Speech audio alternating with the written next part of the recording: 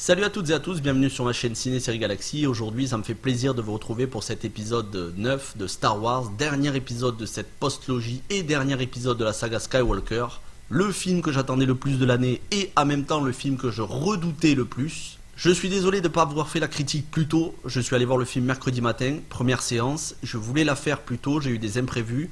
En même temps, ça me permet de la faire à tête reposée et de ne pas faire vraiment une critique à chaud. Cette fois-ci, c'est une critique plus réfléchie. Alors, vous avez vu dans la petite miniature que j'ai marqué que j'ai pleuré. Est-ce que c'est de rage? Est-ce que c'est de joie? Cette critique va se faire en deux temps. Cette vidéo qui sera zéro spoilers et qui va être très courte, et une autre vidéo 100% spoilers où je révélerai absolument tous les détails de l'intrigue. Pour l'instant, je vous dis tout sur Star Wars épisode 9 sans aucun spoilers, juste après le générique.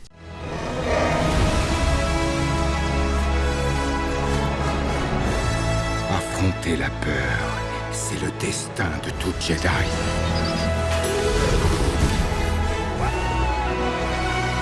Ton destin. Et donc je vais répondre à la question très clairement, est-ce que j'ai pleuré de rage? Non, j'ai pleuré de joie, parce que ce film est un miracle. Il arrive après deux épisodes que j'ai profondément détestés, autant l'un que l'autre, Le Réveil de la Force, épisode 7, et Les Derniers Jedi, épisode 8. Deux épisodes qui m'ont profondément énervé, j'ai failli sortir, et ça m'arrive presque jamais de sortir pendant un film.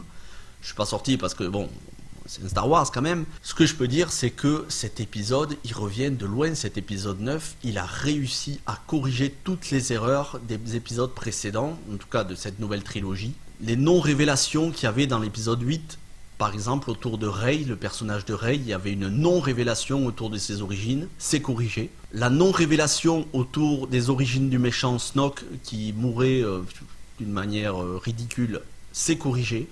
Comment revient Palpatine sur le devant de la scène, c'est expliqué. Et enfin, des scènes qui pour moi étaient un manque de respect à la mythologie Star Wars dans l'épisode 8, là aussi c'est corrigé, ainsi que dans l'épisode 7, la scène qui m'avait le plus marqué, la mort de Han Solo, que j'avais détesté. On va dire qu'on a une conclusion à cette scène. Bref, je suis très enthousiaste sur ce film.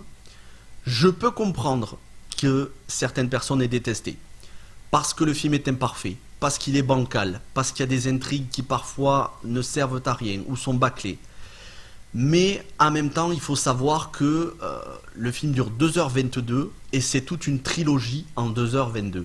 J.J. Abrams fait l'impasse sur les deux précédents épisodes. Il garde, on va dire, 50% de l'épisode 7, 10% de l'épisode 8 et à ses 50 plus 10, à ses 60% sur les deux premiers épisodes, il rajoute cet épisode 9 qui donc est censé être à la fois une introduction, un développement et une conclusion dans cette trilogie. Arriver à faire tenir une trilogie sur un épisode, bien évidemment que ça méritait beaucoup plus. Si Avengers Endgame a duré plus de 3 heures, celui-ci aurait dû durer plus de 3 heures. Il dure 2h22 au final, c'est très court, mais toutes les intrigues sont résolues, tous les personnages trouvent une bonne conclusion, plutôt bonne conclusion, et puis il y a des combats au sabre laser, ce qui manquait cruellement dans cette trilogie. Il y a de l'émotion, voire des romances qu'il n'y avait pas dans les épisodes précédents.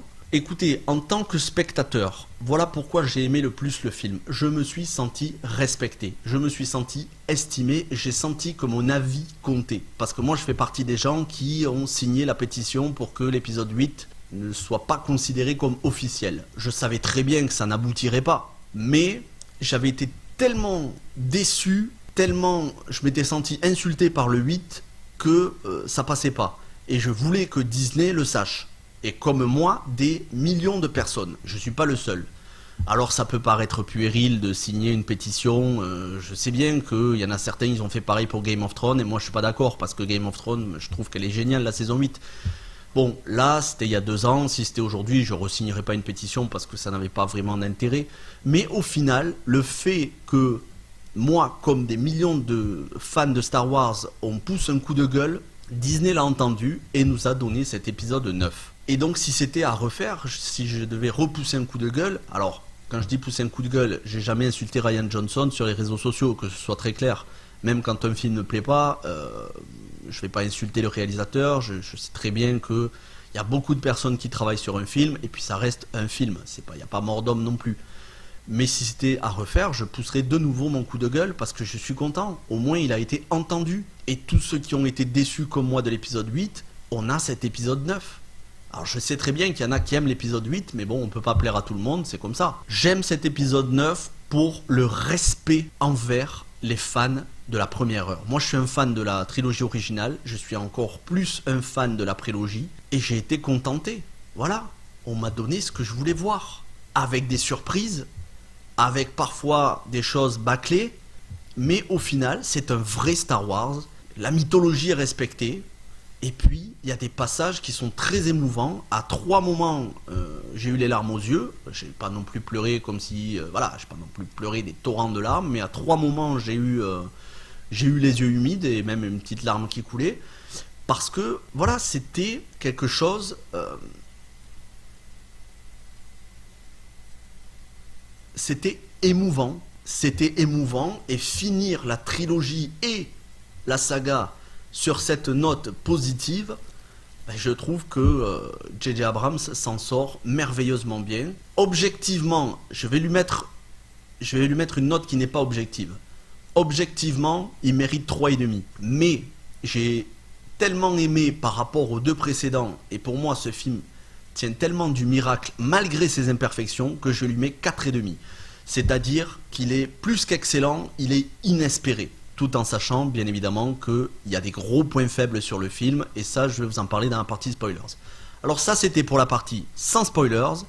Cette vidéo se termine, si vous l'avez aimé, n'hésitez pas à lâcher un gros pouce bleu, à vous abonner, à me suivre sur les réseaux sociaux. Il y a un compte Twitter et bientôt il y aura un compte Instagram. Activez les notifications. On passe direct à la partie 100% spoilers, c'est dans la vidéo suivante. Merci d'avoir pris le temps de regarder cette vidéo, à tout de suite.